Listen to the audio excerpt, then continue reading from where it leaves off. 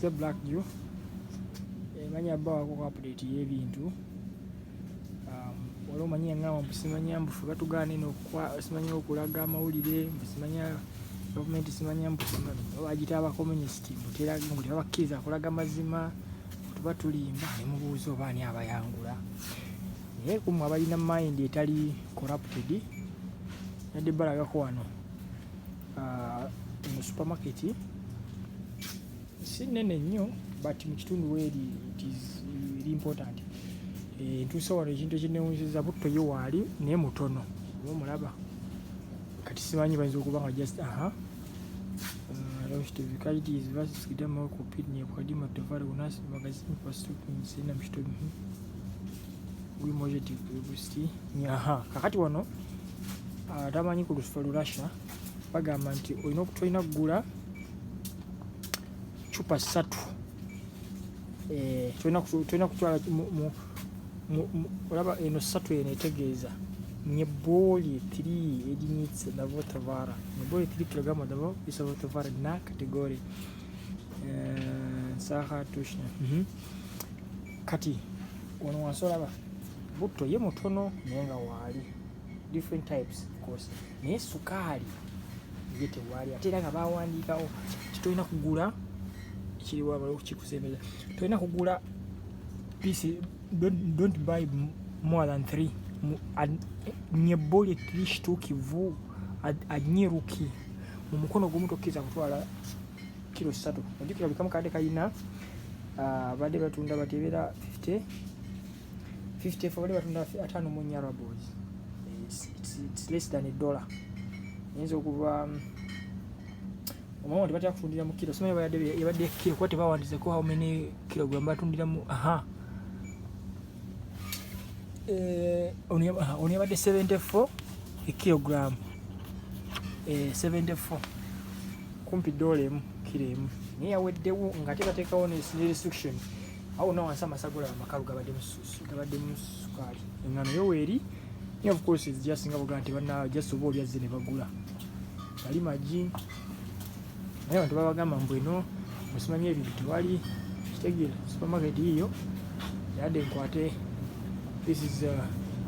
mulimu ebitaliimu naye tosuubira nti kiraga nti biba byabuze buzizo kwa bantu baguze bigule enkono kinabawaako ku ntegeera guno mwenge of course nako tosuubira nti guliiwo fridge bintu webiri so ndowooza kana abayambaako nibo bira abagamba mbu ate simanya sitole biki mubaamu ebitaliimu of course batoyinza kungamba nti because of ki mwebiri then prices bwewera okukakasa how much the prices are okonverting ne kuzewa mwezi gyolimu sawa zino rabo erimu 80 I think 80 rabos for $1 kati ezize mu $529 ozigabizemu 80 olezi wa $1 meka kano ka Rexona osooka comparing ne kubwe wammwe this is 209 divided by 80 omanyi mulimu $1 meka ewa mwezi okagula prices okakasenti za waggulu oba si za waggulu these are pampers abalina abaana this is pamper 4 ziri 480 kg egula sente ezo zigabize by 80 the exchange rate ya $1 emu sawa zino kyekirala kyenyinza okulaga omuntu to compare prices abanywi ba bbiya tugende ku ba bbiya omwenge guno baguyita bamutaya kiminida 132 divided by 80 ojja kumanya mulimu $1 meka gabisa by 80 kyekirala kyenali badde nkerezaako mayonnaise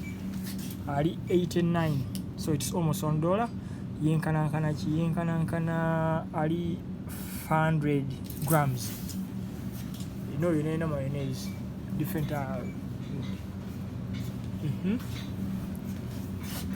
simuweddeko omuliro naye nga byebyo so byebyo nze black Jew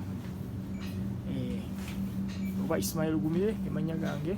oba olina kyobuuza ekirala ka video ejja kukalaba ketegeeze bulungi tebakulimba naye no olabe kubudde exchange rate kweri ya Arabu sawa zino okonvatinga muzee wammwe ne zino esente zibigwawo banyendo oli awo nakugamba nti ate simanya musimanya mu gavumenti yammwe simanya mbu bantu balimba nze sewali ansasula sifuna namu ne video eno bwegera tumpa sente kati bakyoga nti manguli maze nkubuulira situation nawe olwaddemu okungamba eri ewammwe ne tukompera ne tulaba ani so that is it mubere bulungi mweraba